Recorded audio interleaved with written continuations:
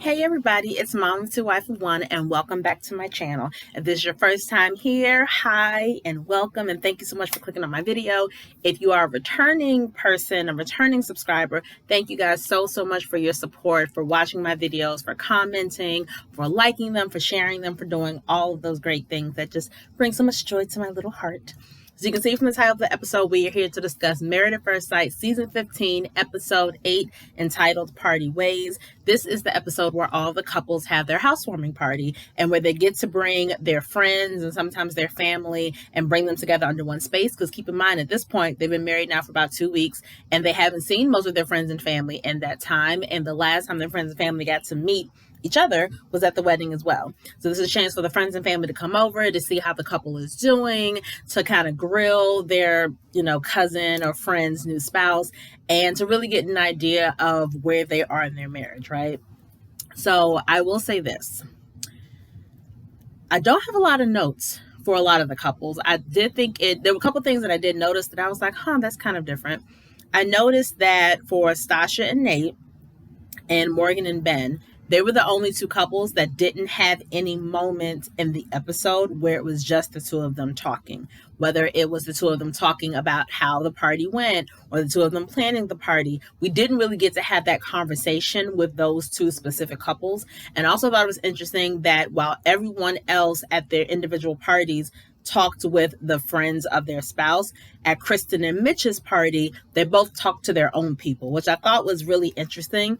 Because the whole point of having the housewarming party and splitting off into those two groups is for you as the new wife to talk to your husband's family or friends about, okay, this is what we're going through. What's the best way for me to handle him when he's in this mood? Or is there any advice you can give me about this? So the fact that Kristen just talked to her people and Mitch just talked to his people, I thought that was a little bit strange as well.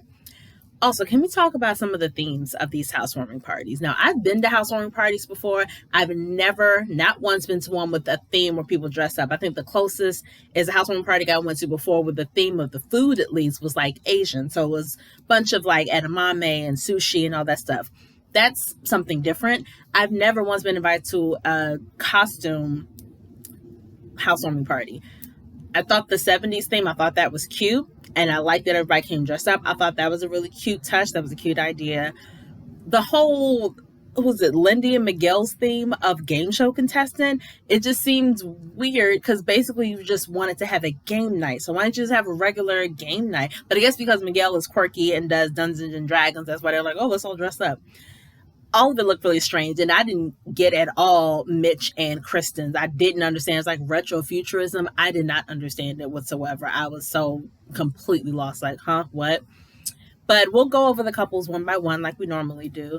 One of the couples I didn't have a lot to talk about was Stasha and Nate. So it starts the episode with Nate talking to his homeboy about how Stasha wants him to be more vulnerable and how to get a little deeper in his feelings. And, a couple people in the episode, as it relates to them, made good points with Stasha and with Nate. Because Stasha kind of brought that up to Nate's friends that, I really want him to get deeper and I don't know what to do. And they're basically telling her and telling him, Stasha, you have the benefit of having gone to therapy and you're still in therapy, which means you know how to get to the root of an issue a lot quicker than I'm sure he does.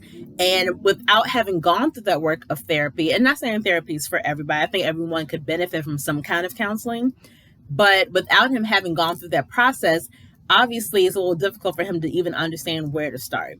Because, for instance, he can say, and I think I mentioned this last week, when she asked him about his mom who abandoned him when he was younger. And she was like, how do you feel about that? He's like, I don't have any feelings about that. I don't have any feelings towards her. So we'll obviously have some feelings. There are probably some feelings of resentment. There's probably some feelings of bitterness. There may be some feelings of longing that you have buried down.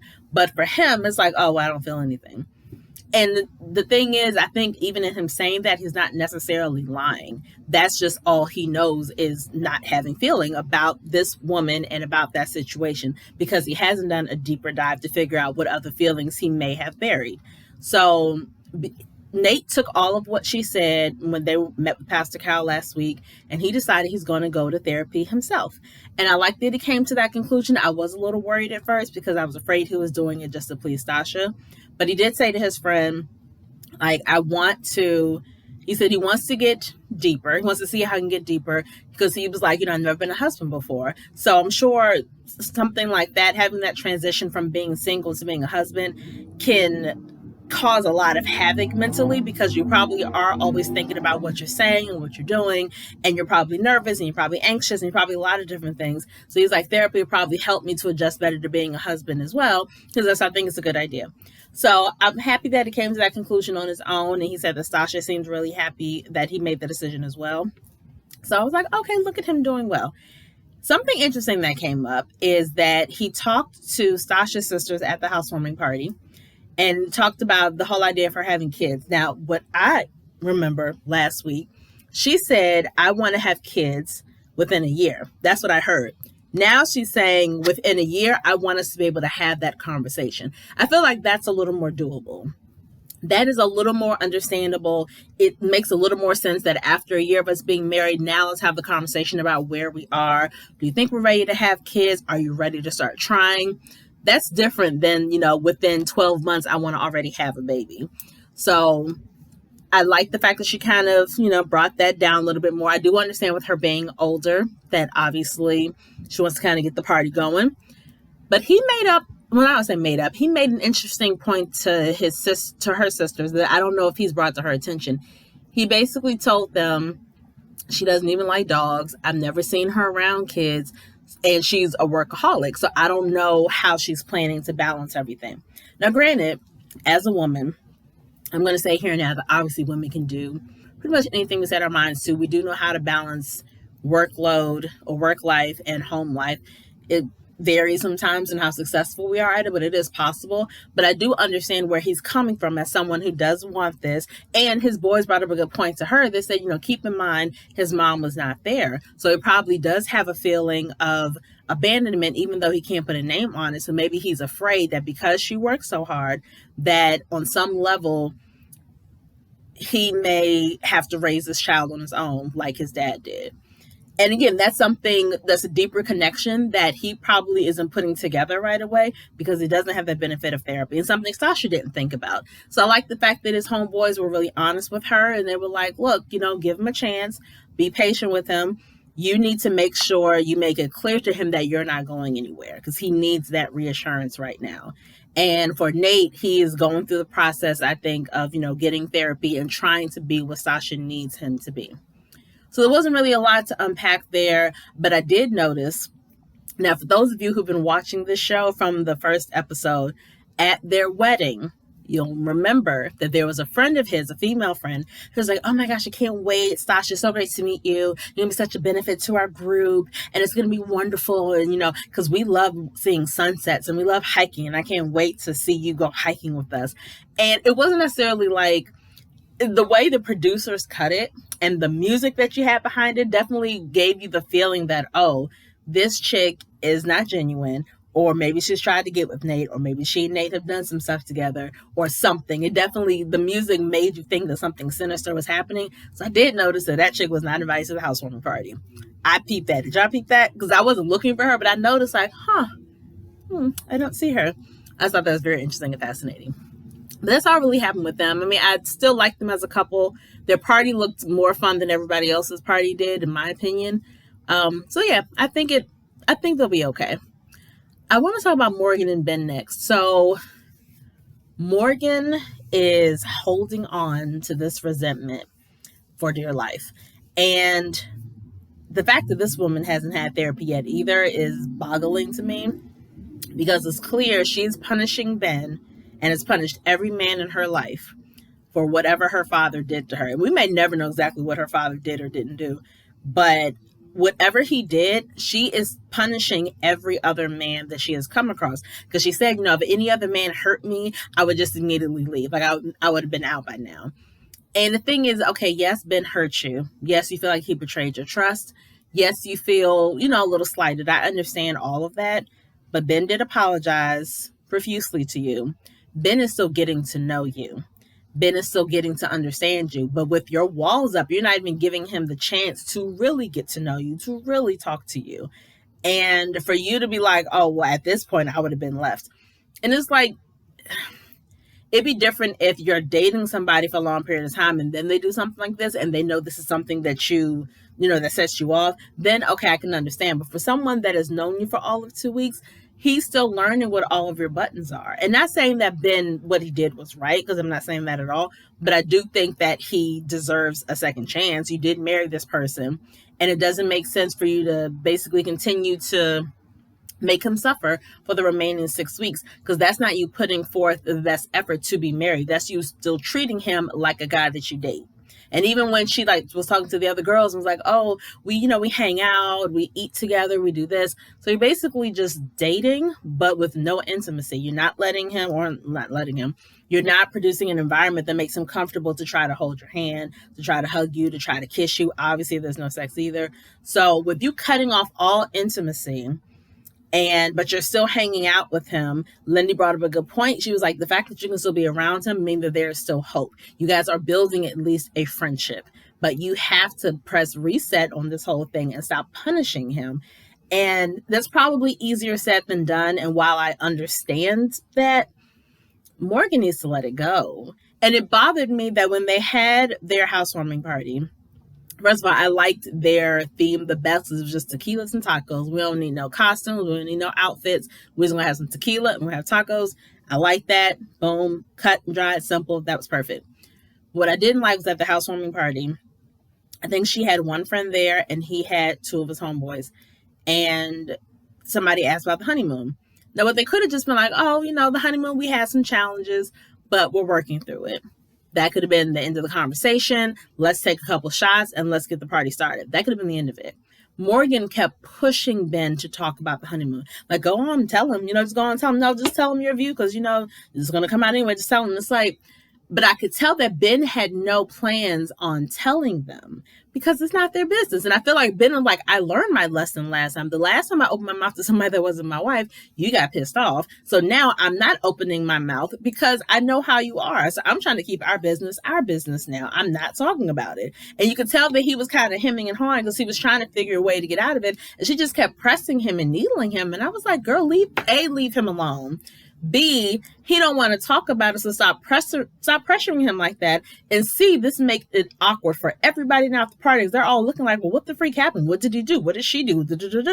And I liked her friend took control and took Ben aside. I was like, Ben, why don't you talk to me out here on the balcony? Because obviously there's something that happened and she wants, you to talk about whatever. So just, come outside and talk with me. And then she talked to his homeboys. And then all over again, we have to hear this story about how he broke her trust and he did this and he did that. And basically, like, his boys was like, okay, he apologized, so I need you to just drop it and move on. And again, I know it's easier said than done, but it's like, girl, you decided to get married, which means, in my head, that means that mentally you understood that you were going to have to approach this very differently than you approach every other relationship that you've been in. This is not just a blind date. This is not a guy you're going on a few dates with to see if you click. This is an actual marriage. This is your actual husband. So you can't just shut down completely. You can't just block him out physically, emotionally, mentally, all that stuff. You can't just kind of go with the flow and just treat him like a friend for the next 6 weeks. That's not the point of this experiment, especially because he didn't sign up for that. And neither did you, I assume. So you need to kind of get on the good foot and get back to actually trying to be a wife and trying to care for this person as your husband. Whatever that looks like for the two of you, she needs to get it together and get out of her own head, go to therapy to get all of that anger out of her father, all that anger with her father. She needs to figure out a way to channel it towards her father and not towards Ben and any other man that may or may not come along. And that's literally what she's doing now. So I don't know. I don't know what's going to happen with them. Hopefully Morgan will take everybody's advice and she will be like, okay, you know what? Clean slate. Let me look at this from fresh eyes. I need to be able to let Ben in because we cannot go on like this. So hopefully they'll make it work. Who knows? Okay, I want to talk about, because the rest of them I have some notes on. I want to save Alexis and Justin for second to last. So I'll do Kristen and Mitch. So I understand he's an environmentalist. I definitely understood that from the very beginning, obviously. But I don't think I understood that that meant he's picking up trash, other people's trash, and bringing it home to recycle or reuse. I don't think I understood that part. It's one thing to recycle your own stuff. That's responsible. That's fine. But you don't go around to other people's trash and pick up their trash too. Not unless their trash is like in the middle of the street. Then it's like, oh, okay, let me take this and put it in a recycling bin. But don't be bringing home like old furniture and stuff. I don't want that stuff in my house.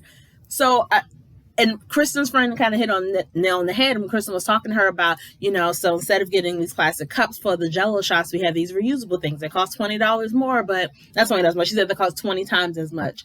But, we're saving the environment, and, so I'm doing my best to do this and to do that.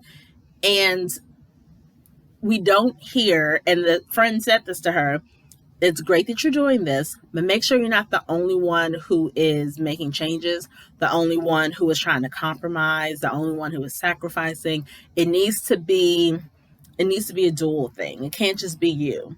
And I don't know if that's just Kristen's nature or if she's doing it and like still kind of walking on tiptoe around him so that he doesn't change his mind and not want to be married anymore. Like, I don't know. I think she still probably has a little bit of trauma from her last relationship. Speaking of her last relationship, I didn't realize until this episode that she had not talked to Mitch about previously being engaged. And I got a little of my feelings when she was talking about how, the last few times I've told guys about my last relationship, the response hasn't been positive. What kind of negative crap have men been telling her when she tells them I was engaged, but this man was unfaithful to me? And 2 weeks before we got married, his mistress came up to me and told me everything. And so we canceled the wedding.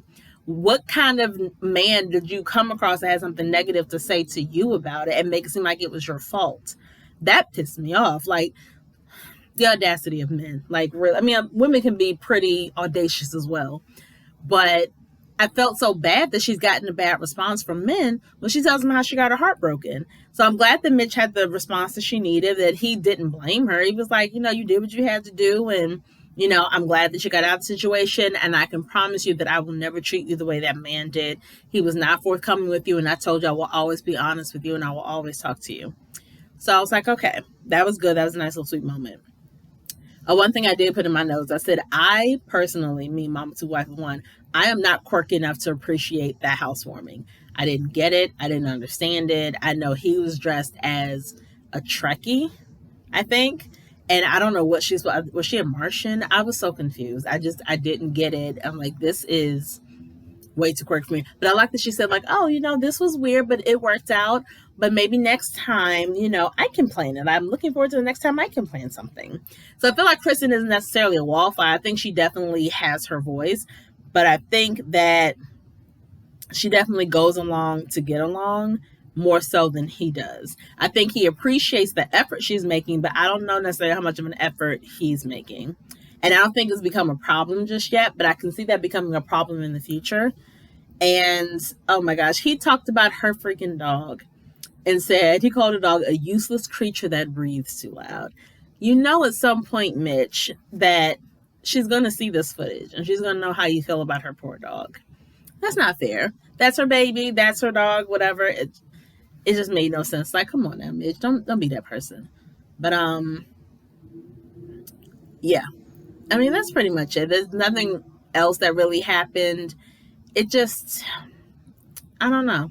Nothing really happened, but I think that could be the one of their potential storylines in the future is that if she's noticing that she's putting forth all the effort and he's not really helping at all, whether it's with cleaning, whether it's with not continuing to bring stuff home, whether it's being a little less fanatical when it comes to stuff that she's doing in the house, whatever that looks like, I feel like that could potentially be an issue if she feels herself giving without getting anything in return. Another funny thing that she said when she met with all the girls, at the end of the episode, all the girls got together and all the guys got together and they asked her, they're asking everybody like, who consummated their marriage. And she was like, we've been consummating like bunnies, so I can't get them off of me. And I was like, okay, well, this is great. Now, she didn't necessarily say the sex was good. She said she's having a lot of it. We'll assume that is good for her sake. I don't know. But yeah, I mean, I like Kristen a lot. I really like her a lot. I don't have any feeling toward Mitch. Definitely not any like thing bad. One thing she did say though, she said, it's already feeling like a lifelong marriage. Like it's just feeling great. And I know that she has a habit of kind of falling really fast and really, really hard and really soon. So hopefully she's continuing to pace herself. I'm like, okay, let me just continue to take it day by day. I don't know how much conversation they've had past the 8 weeks either. I know that was Pastor Cal's thing with them. Like, hey, I'm glad you guys are in a good place, but continue to talk about what happens after this experiment is over. Where are you guys going to live? What kind of life do you want to have once the cameras are gone?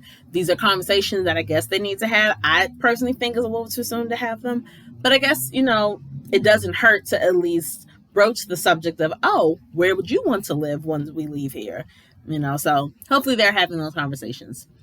And I also thought it was funny that basically all the girls, their sentiment was like, we're so happy for Kristen. But I also got the impression that they were also like, we can be on Team Mitch again. Because I was not on Team Mitch last week. I'm on Team Mitch again. So I thought that was really funny. So, oh man. We'll do Lindy and Miguel last, I think. We will do Alexis and Justin. Now, I'll say this. I'll say a few things, but I'm trying to think of where to start. It starts with Alexis talking to her sister, and she's talking about Justin. She's like, he loves me. I love him, but, I'm still a little worried. She mentioned that she still has a fear of commitment. And I guess that part I don't quite get. Like, if you have a fear of commitment, and I said this before, though. I said she probably has a fear of commitment, and that's why she said no to the 3 men who proposed to her before. But if that hasn't really been resolved, then why did you sign up for this show? Like, I was kind of confused by that. And I don't know if she signed up because she doesn't have that fear anymore, but she said it like it's still a current thing.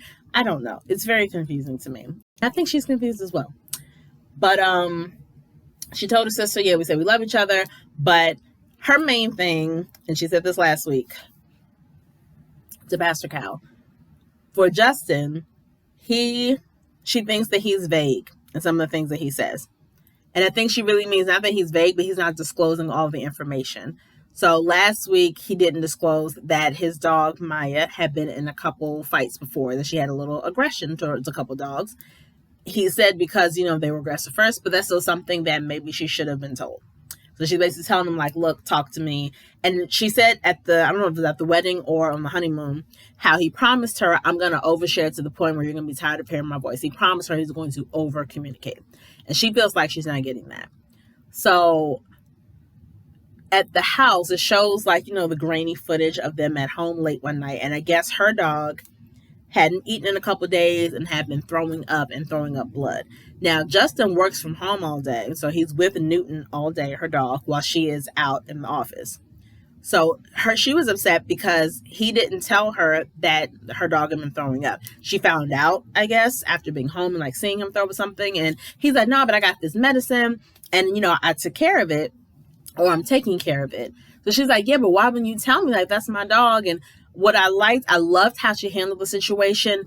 She wasn't yelling. She wasn't cursing. She was being very clear in what she was saying. Like, look, I'm telling you, I want you to over communicate. You say you're going to do it, but then you turn around and do this. And his thing is like, no, I didn't think I needed to tell you because I had it handled. Like, I did this and I did that. And when they were in the candy store and they're rehashing this conversation, I got mad because Justin felt like she was not hearing him. And of course, she feels the same way. So communication is a really big issue with them. She's saying clearly, I want you to over communicate. I want you to tell me this. I want you to talk to me. He's saying, I didn't think I needed to because I had it handled. I was taking care of it. And when she's like, okay, but it doesn't matter if you have it handled. Like, I just need to know, like, that's my dog. I still need to understand and I need to know what's happening. He's like, you know what? You seem to get a rise out of this. I'm going to let you have it because I know that you like all of this. Basically saying you like this drama. You like continuing to drag this out and, kind of making himself the victim almost. And she got pissed off. She did get up and walked away from him. Did not walk out of the candy shop, but walked away from him. She was like, this is what I mean when I say I am done. I'm done with the conversation. I'm done with the marriage, but I can't talk to you when we have this hostility existing between us, because we're not going to get anywhere, because you're not hearing me and you think that I'm not hearing you. And based off of what you said over there, that I like drama, like, that is so against my character. She's like, that is not who I am. That was a very disrespectful thing to say. I love how she handled it.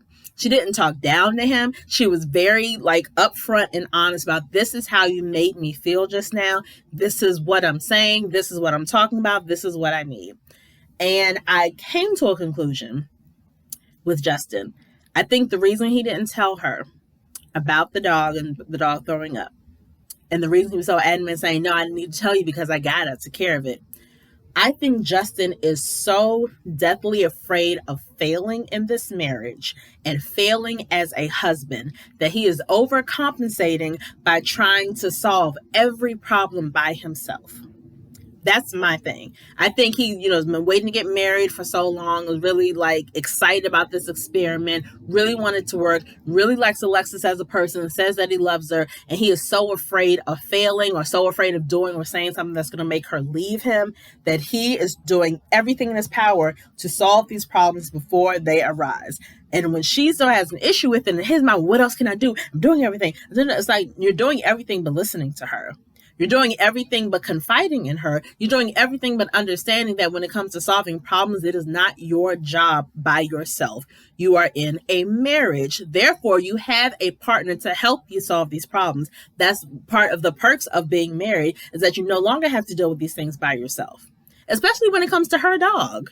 Like, why wouldn't you tell her? You know how important this dog is to her. She's made it very clear on numerous occasions. So why wouldn't you take it upon? So you could have called her and said, hey, babe, just to let you know, Newton is a little sick. He's throwing up a little bit. I'm seeing a little blood, so I'm about to take him to the doctor. I'll call you when I get there so you can hear everything the doctor is saying.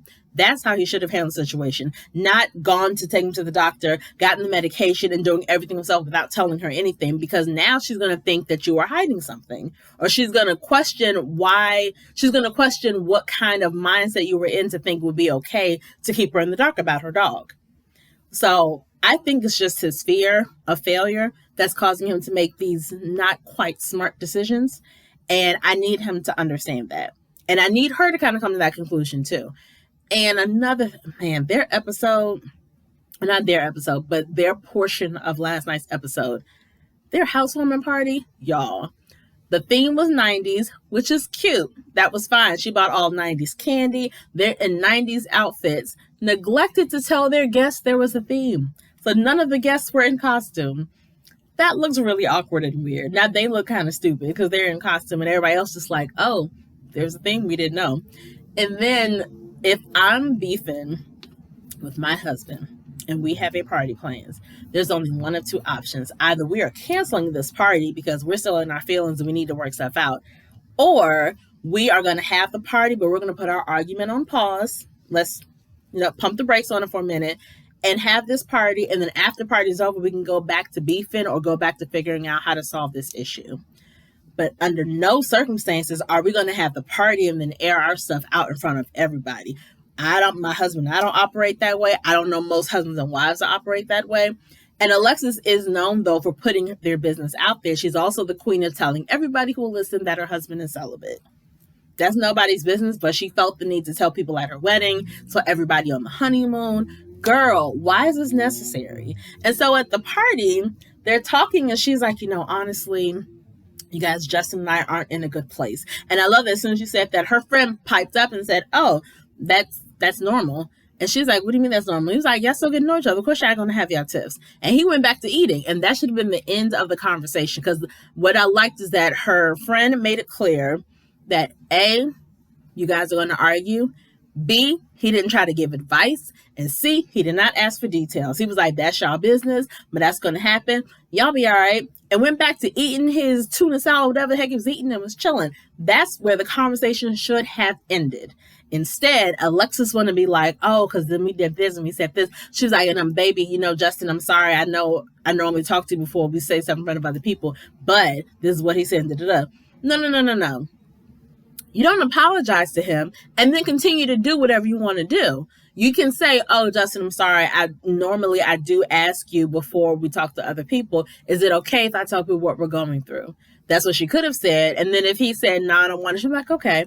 Or he could have been like, yeah, it's fine. And then she could have go on. Instead, she apologized for a preemptive apology, basically, for what she continued to do. We'll just talk about their issues. And then, of course, Justin gave his side. And they're not talking. They're barely talking directly to each other. They're just telling the friends, like, yeah, we did this. And then she did this. And she makes me feel this way. And then he did this. And I can see one of her guests just sitting there like, and I could see in her mind that all she was thinking was, I came here to eat. I came here maybe to play some games, definitely have a couple drinks. I did not come here to play y'all's therapist. I did not go to school for this. I was not prepared to be the mediator. And I thought that was so unfair to do that at the party and put them all on the spot that way because they didn't come here for that. Nobody's trying to come here for all that. What are you doing? I did not like that at all that she did that. I was like, girl, no, talk about this when they leave. Or better yet, you have a team, not a team, you got at least a duo of experts.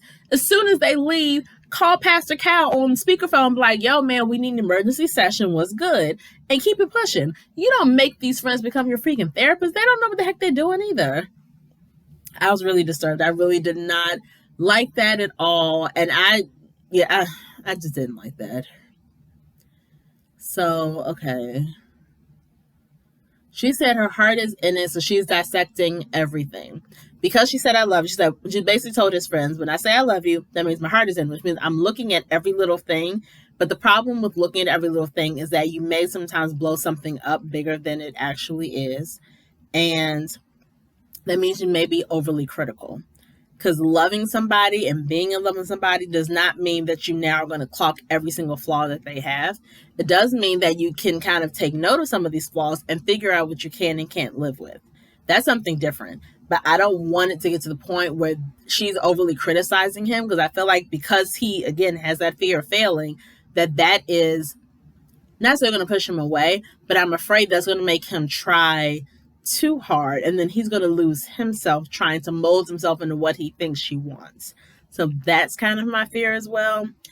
I don't know. I'm glad that they're having these issues because they were way too on the honeymoon, especially, oh, everything is perfect. Life is perfect. Our marriage is perfect. They keep saying marriage is hard. I don't know what they're talking about. Marriage is wonderful. It's so easy. So I'm glad that they did have some stumbling blocks because they needed that dose of reality. But I'm hoping that the stumbling blocks won't deter them from actually putting in the work. They didn't have to put in any actual work on the honeymoon because they would just, again, you're on a free honeymoon after having a free wedding. Of course, you're chilling and you're relaxed and everything like that. But yeah, you are back in the real world now with real world problems. I'm really hoping that they'll put forth the work as opposed to being like, oh, well, this is too hard. I'm just going to step away.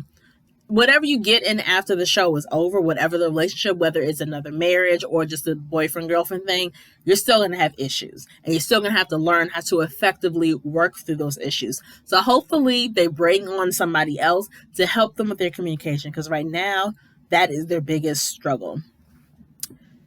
So, Lindy and Miguel. Miguel didn't piss me off this episode.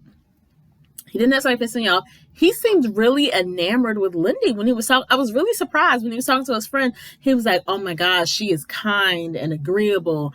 The agreeable comment kind of bothered me a little bit. Because I think there's a difference between being agreeable and not liking to argue. Because you can have a conversation about your differences and not turn into an argument, but that's not necessarily equal to agreeable. So I don't really like agreeable as an adjective. That bothered me a little bit.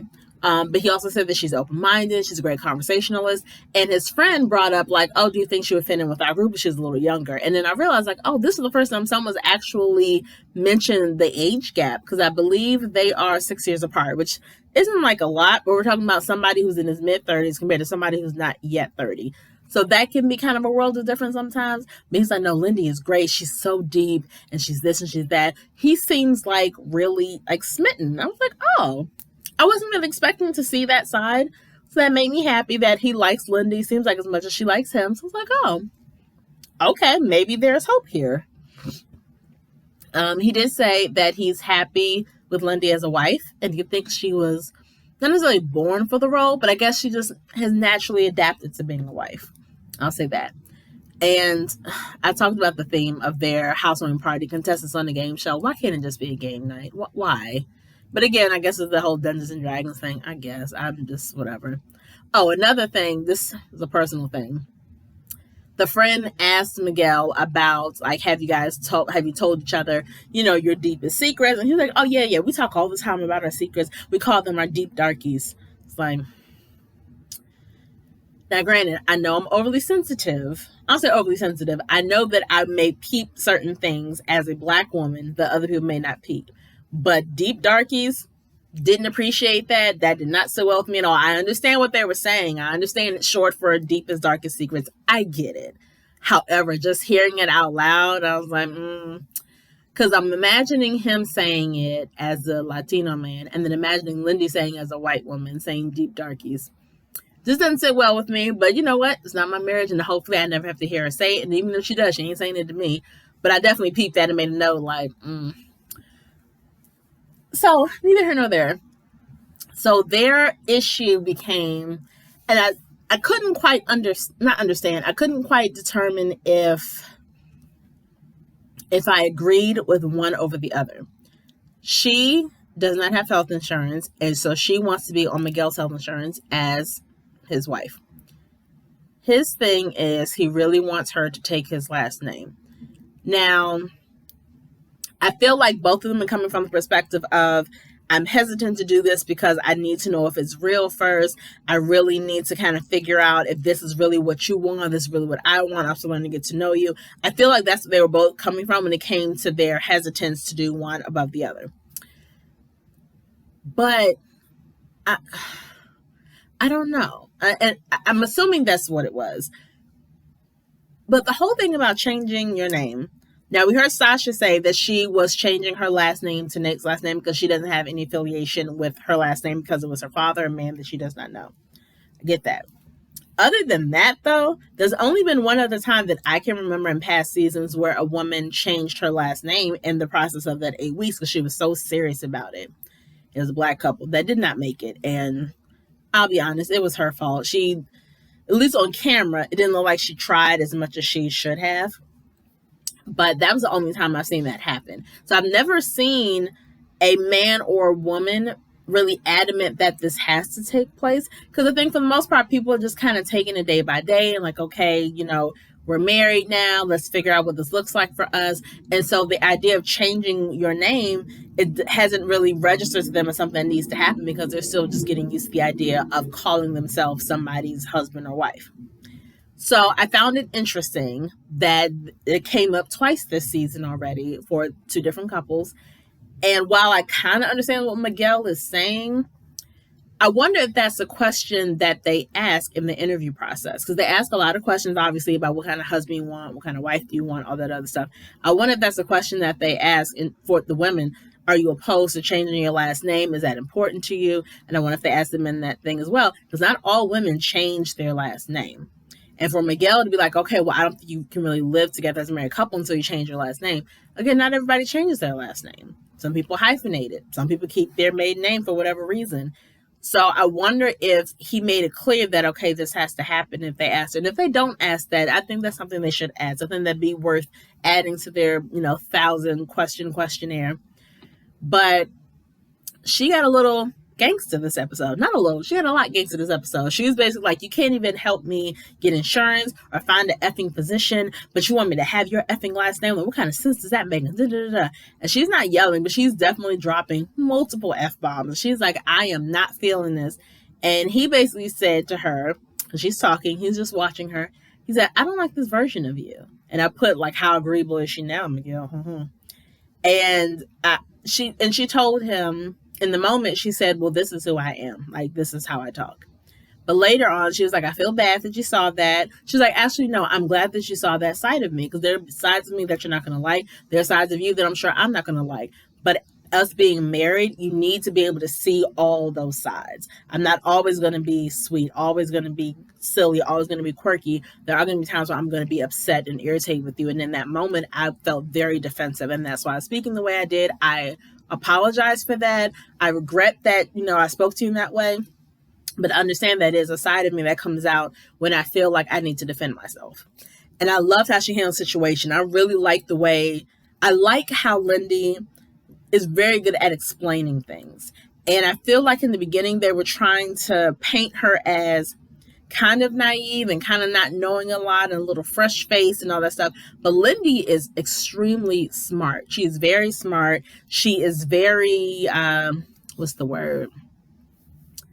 I don't know what the word is, but she's good at really reading a situation and just kind of tackling it head on. She seems to be empathetic to people's needs as well, but she still doesn't necessarily sugarcoat her words. She says what needs to be said. And I'm finding myself really liking her. I didn't necessarily dislike her in the beginning, but I liked her a lot this episode, like a lot. I thought she was a gangster, and I definitely put that she is no one's pushover. And like I said, she said he needs to see that side of her because it's a part of who she is. And at the end of the day, now he's going to put her on his insurance and not press the whole last name thing. So it was an interesting episode. It wasn't boring, but I thought it was interesting. I want to see more of Sasha and Nate, and from the previews, it looks like we will see more of them next week. Alexis and Justin really need to work it out and talk to an expert. Morgan needs to let it go. If she's still holding on to this next week, it's going to be really boring for them as a couple. And also, how patient has Ben supposed to be? Pastor Cal told her she needs to let her walls down. Her friends told her that. His friends told her that. The girls told her that. At some point, she's going to have to let them things down and like actually talk to this man. And so I'm hoping that we'll get to see more of that next week, where she's kind of relaxing a little bit and allowing Ben to show her the kind of husband he wants to be to her. And even for him, because she's kind of putting all of this on herself. I'm the victim. I'm hurt. My feelings hurt, all the stuff. I get all that stuff. I understand. But in the midst of you blocking him out and you not getting the benefit of seeing how he is as a husband, he doesn't have a wife right now. He has a roommate. He has a female roommate that he occasionally, hangs out with and occasionally eats with, but he also does not have a wife. So it sucks because after this time period, hopefully whenever she, breaks her walls down, I'm hoping she doesn't set it up so that he is constantly proving himself to her. Because right now, she kind of needs to prove himself to him as well. Because he's probably thinking, okay, you're my wife, and let's say we get on good terms, but what happens if I do accidentally hurt your feelings again? Does that mean you're going to block me out again? Like, that's not what a wife does. That means you're not going to talk to me? Like, what kind of wife doesn't talk to her husband so that I can fix things? Like, that's not fair if you're going to hold grudges every single time we get into an argument. And I don't think she's picked up on that yet. I don't think she's ever looked at his side. It's all about, this is how I feel. I'm hurt. He needs to make it up to me. He needs to do this and this. But she's going to have some work to do as well, I feel like. So that's it, guys. That is my review and recap of Married at First Sight, Season 15, Episode 8. Make sure you like this video, comment on this video, subscribe to this channel, click the notification bell so you don't miss any of my videos. And if you guys are not familiar with Married at First Sight, but from my review, it sounds like an interesting show, feel free to go back and look at Season 15, Episode 1. I've also reviewed and recapped Season 14 and Season 13, and they're on my channel, so feel free to look at them as well. And I'll see you guys next week. Peace.